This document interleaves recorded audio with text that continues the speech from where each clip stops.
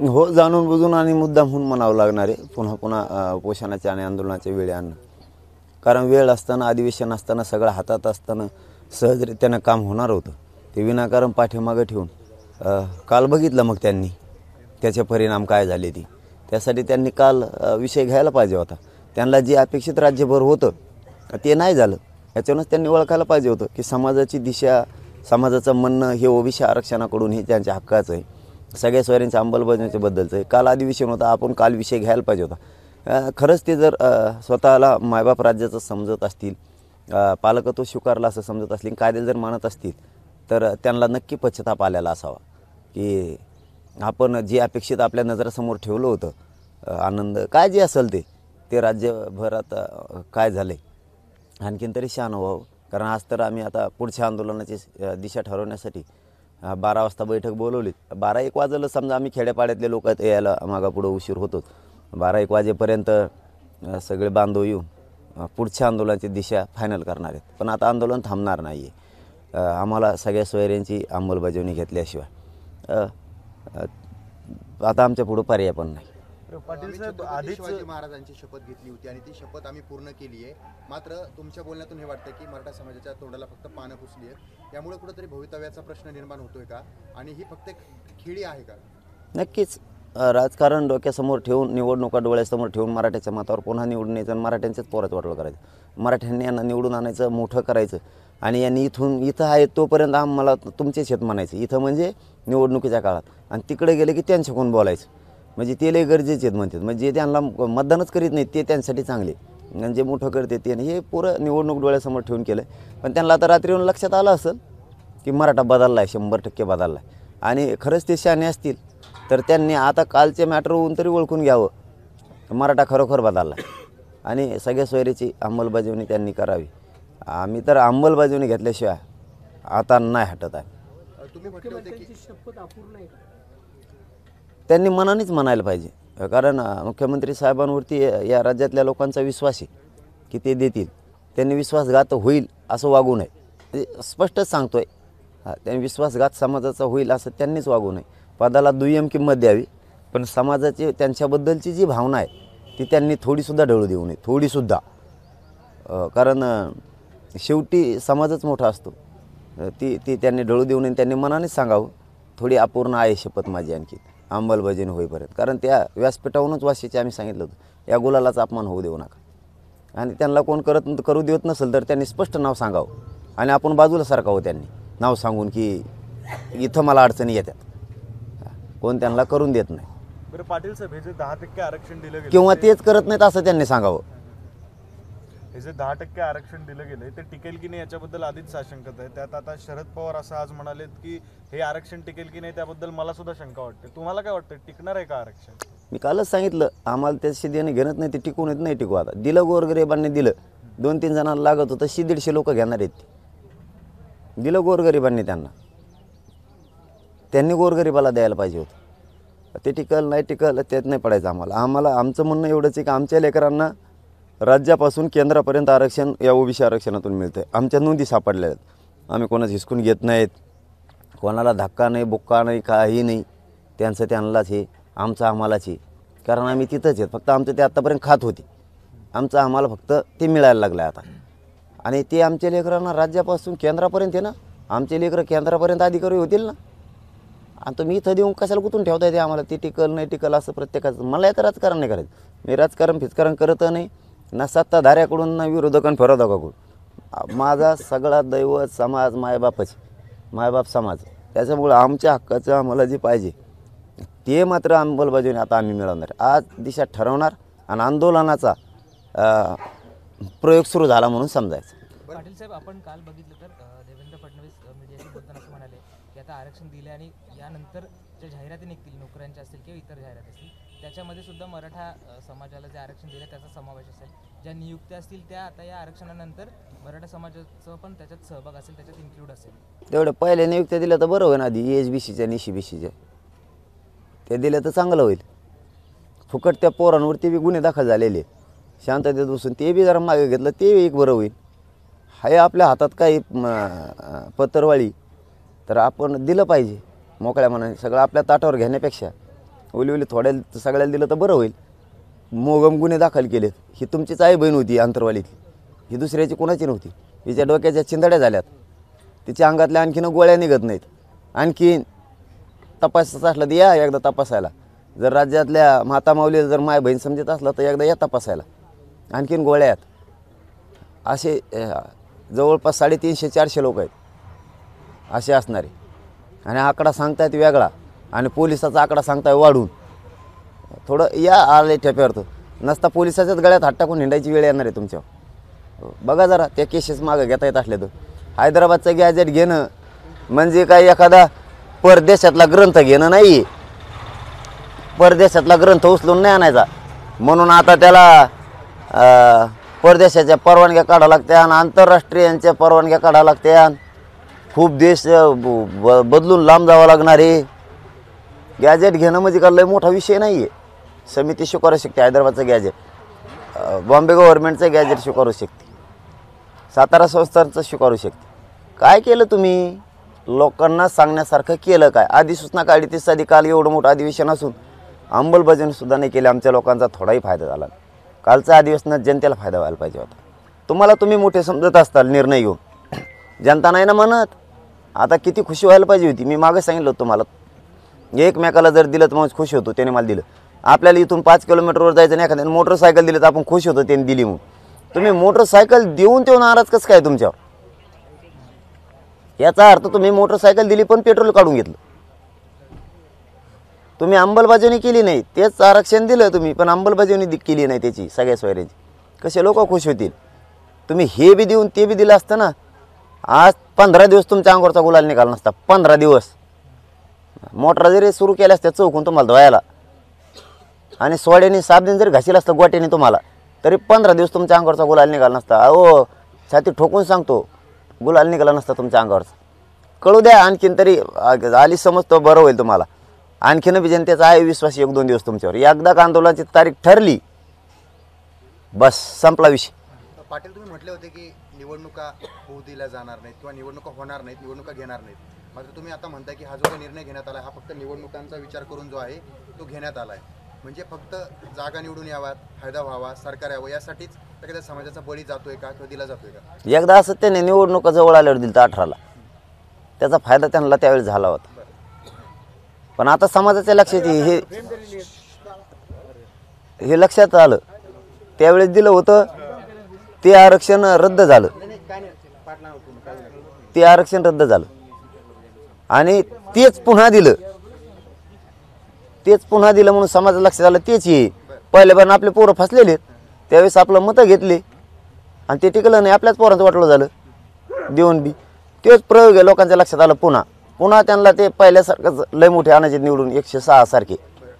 आणि लोकांच्या लक्षात आलं हे बी जाणार दिलंय. त्यामुळं त्याच्यात आणि याच्यात फरक ओळखावा त्यांनी. आता लोकांच्या उत्साहात शानं व्हावं आणि समाजाला दोन्ही द्यावं. ते दिलंय ते आणि सगळ्या सोयरीची अंमलबजावणी. नाही बहिष्कार संबंधच आहे. निवडणूकच घेणार नाहीत ते. एवढा मोठा ज्वलंत मुद्दा असता निवडणूकच राज्यात घेऊ शकत नाहीत. हे घेतल्यावर अंमलबजावणी झाल्यावर ते निवडणूक घेऊ शकतात. तोपर्यंत तेच घेणार नाहीत मनानं. बरं, विरोधाला विरोध नको म्हणून एकमताने हे जे मंजूर झालेला आहे हा कायदा अधिवेशनामध्ये असं शरद पवार म्हणाले. म्हणजे मनात नसतानाही विरोध केला नाही असं म्हणायचं आहे का त्यांना? किंवा तुम्हाला असं वाटतंय का विरोधाला विरोध नको म्हणून फक्त एकमताने मंजूर केला का?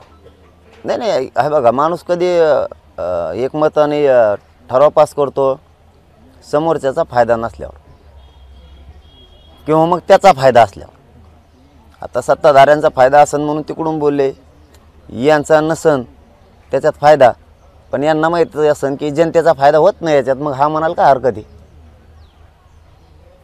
असं बोललं जातंय की आमदारांना बोलू दिलं नाही, समाज भवना म्हणजे समाजात असं रुजवलं जाते की आमदारांना आम्हाला बोलू दिलं नाही त्या ठिकाणी. तुम्ही तसे पत्र दिले का सगळ्यांनी की सगळ्या सोयऱ्यांच्याबद्दल अंमलबजावणी करावी, त्याबद्दल आम्हाला मत मांडायचं? तुम्हाला बोलू दिलं नाही तर पत्र तरी दिलेत का तुम्ही? दाखवा आम्हाला सगळे आमदार मराठ्यानं दाखवा. आता येड्यातच काढू नका.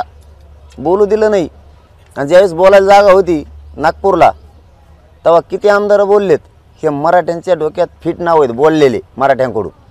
आणि न बोललेले ते नाही तर कागदावर लिहूनच ठेवलेत. तिथं तर बोलायला जागा होती तेव्हा तर 50% वर बोललात. आता सगळे स्वारींच्याबद्दल बोललात का दाखव. हे बघा काय असतं, थोडी डोक्यातली हवा कमी केली पाहिजे. थोडी ज्या जनतेनं मोठं केलं त्यांच्याबद्दल आपण काय केलं, थोडी हवा कमी केली पाहिजे डोक्यातली. आमचं कोणीच काही करू शकत नाही, म्हणजे मोठंच येणी केलं तू कोणी काही करू शकत नाही. तू कोण लागून गेला रे, तू कोणीच काही करू शकत नाही. ही कोणची भाषा आहे? तो आमदार आहे मंत्री आहे म्हणून मग कोणीच काही करू शकत नाही. आणि तुला हे कोणी मोठं केलं यांच्या पुढं तो कोणीच काही करू शकत नाही. आणि ते यांना शिकायला लागला होतो आम्हाला गोरगरीब मराठ्याला मग कोणीच काही करू शकत नाही. तो या संघ वेळ पडली ना, तो कुटुंब तो हे पुतणे तेच घेऊन हिंडा लागणार रे तुला डांबरीनी. हा थांब थोडं. पाटील साहेब, पाटील काल समाज जो आहे तो थोडा संतापलेला आहे. सोशल मीडियावर मराठा नेत्यांच्या नावानं भावपूर्ण श्रद्धांजलीचे पोस्टर आणि किंवा पोस्ट आहे त्या व्हायरल होत आहेत. ते नाही मला माहिती समाजाची भावना आहे काय, ते त्यांचा अधिकार आहे. समाजाला बी काय अधिकार आहे का नाही? त्यांना वाटत असेल, त्यांना वाटत असेल ना की आम्ही यांना मोठं केलंय, आमच्या पोराच्या बाजूने हे उठला नाही, याची गरज काय. मी म्हणतो वय त्याला इतकं मोठं केलं त्याची गरजच काय आपल्याला लग्नाला यावा. ते काय वावरात नागर हाणायला येत नाही, एखाद्या आपल्या नाऊत हाणायला येत नाही ना, 100 रुपयाचा बाजार घेऊन देत नाही. ह्यो कामाचा काय आहे नेमक्या आपल्या? उलट त्याच्या अंगावर जे पांढरे कडक कपडे आहेत ना ते माझ्या गोरगरीब मराठ्यांमुळे आहेत. हो, नसता तुला ठिगळ्याचेच कपडे घालावे लागले असते. ध्यानात ठेव, हवा आणखी नाही देऊ नको. मागं वळून बघ, थोडा विचार कर. ज्या समाजाने ज्या वेळेस एखाद्याला डोक्यात घेतलं ना त्याला आणखीन गुलाल लागून दिलेलं नाही आणखीन. हां पाटील साहेब, घटनातज्ञ उद्धव बापट एका मुलाखतीमध्ये काल म्हणाले की त्यांचं असं म्हणणं आहे की हे जे आरक्षण आहे ते 50%च्या वर जाते, त्यामुळे ते टिकत नाही. आणि आधीचे सुद्धा त्यांनी नियम सांगितलेले आहेत. पण त्यांचं असं म्हणणं आहे की तुम्ही जी मागणी करताय, ज्या पद्धतीने ओबीसीमधनं समावेश केला जाऊ शकतो मराठा समाजाचा, ते केलं जाऊ शकतं आणि त्याच्यामध्ये क्रिमिलियरची अट घातली जाऊ शकते, जेणेकरून ज्यांना खरंच गरज आहे त्यांना ह्याचा लाभ मिळेल आणि बाकीच्यांना ज्यांना गरज नाही त्यांना मिळणार नाही. तुमचं काय मत आहे? सरांचं बरोबर आहे की ते 50%च्या वर जातं. आणि आता ती काय प्रक्रिया होणार आहे, कशी होणार आहे, भोसले साहेबाच्या समितीचा अहवाल आला आहे का नाही, त्याचा अभ्यास झाला आहे का नाही, ती दाखल केली का नाही. कारण त्याच्यात नुसतं मराठा समाज मागास सिद्ध करणं एवढाच प्रयोग नाही, त्याच्यात 10-11 प्रयोग आहेत. ते सगळे केलेत. परिस्थिती कशी दाखवली, न्यायालयाला कसं सांगणार, सगळ्या कलमाला धरून ते बाकीच्या त्रुटी भरिल्यात का, नुसतं मागास सिद्ध केलं म्हणजेच मिळालं असं नाही. पण जाऊ द्या, मला त्या लफड्यात पडायचंच नाही. ते आरक्षणच आम्हाला पाहिजे, नाही तर मी काय सांगत बसू ते लफडं. ते दोघं तिघाला पाहिजे आणि ते 100-150 जण आहेत तेवढ्याला पाहिजे. इकडं करोडाला आम्हाला ओबीसीतून पाहिजे आणि सगळ्या सोयऱ्याची अंमलबजावणी पाहिजे. पाटील, आता जाम हा शब्द वापरला होता 2 दिवसापूर्वी. महाराष्ट्र सरकार किंवा सत्ताधारी जाम काय असतो हा महाराष्ट्र बोलतो, जाम कसा असतो? आता लोक 12-1 वाजेपर्यंत येतील, तेच ऐकणार आहेत काय असतं ते. मागच्या वेळी जसे आपण वेगवेगळ्या टप्प्यातले आंदोलन आता हे तसे टप्प्या आहेत ना, टप्प्याशिवाय आपण आंदोलनच नाही करीत. हां, टप्प्याशिवाय करीत नाही. पहिल्या टप्प्यात दणका बसतो यांना, पुढच्या टप्प्यात हेच राहून जातात आमचे, पुढचे त्याच्यापेक्षा बेकार असते. पाटील, या ठिकाणी समाज बोललं जाते समाजाच्या माध्यमातून की तुम्ही उपोषण सोडावं, फक्त समाजाला दिशा द्यावी. कारण आता तुमची गरज आहे समाजाला आणि तुम्ही स्वतःचं आयुष्य डावावर नाही लावता, समाजाच्या बाजूने उभं राहावं यासाठी काय? समाजाची भावना बरोबर आहे, परंतु मी तरी कोणासाठी करतो? समाजासाठीच करतोय. जीव डावावर लावतोय तुम्ही म्हणता तसं समाजासाठीच लावतोय. मी कुठं स्वस्वार्थासाठी लावतोय? आज सगळं ढकलून दिलं आहे मी. संसाराची राख रांगोळी माझ्या तोंडाने म्हणण्यापेक्षा माझं कुटुंबच ढकलून दिलं आहे बाजूला. मी काय कमी करतो समाजासाठी? उपचार सोडलेत समाजासाठीच, समाजाला न्याय मिळावा म्हणूनच. परंतु न्यायालयाचा अवमान करायचा नाही, न्यायालयाचा सन्मान करायचा आहे. म्हणून रात्री परत वकिलांची एक टीम आली होती, मुंबईचे पण होते, इथले पण होते, की हे करायचं आहे. सांगितलं मी त्यांना, ठीक आहे, सन्मान करून न्यायालयाचा मी आज उपचार घेईन म्हणून, कारण मी कायद्याचा आदर करतो. चला, धन्यवाद.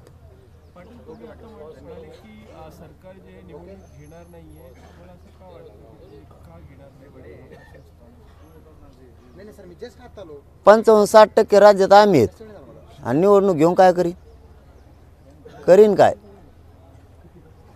आम्हीच 5-7 कोटी इथं, निवडणूक घेऊन करीन काय? ते घेणारच नाही आहे, कारण मराठा आरक्षण हा ज्वलंत मुद्दा आहे या राज्यात. केंद्रसुद्धा सांगू शकतं त्यांना नका घेऊ म्हणून, मोदी साहेबसुद्धा सांगू शकतात, अमित शहा साहेबसुद्धा सांगू शकतात, मराठ्यांचा आधी प्रश्न मार्गी लावा आणि मग निवडणुका घ्या, गडबड करू नका. तुम्हाला इकडं चालले तर आकडा गुणायला गुन्हा हे करते ते प्लसवर लय जोर आहे. इतके आले पाहिजे आभारी ना, इकडं मराठ्याच्या मुंडक्यावर पाय देईन तितकं आले पाहिजे तुला. गप्पात अशा ठोकी देत, आकड्यावर आकडे जोडी देत. निवडणुका नाही होणार, तेच घेणार नाहीत. आम्ही कुठं म्हणतोच नाही होणार, तेच घेणार नाही. चला, शेवटचा प्रश्न, आजपासून 12वीच्या परीक्षा सुरू होत आहेत, तुम्ही सातत्यानं आवाहन करताय.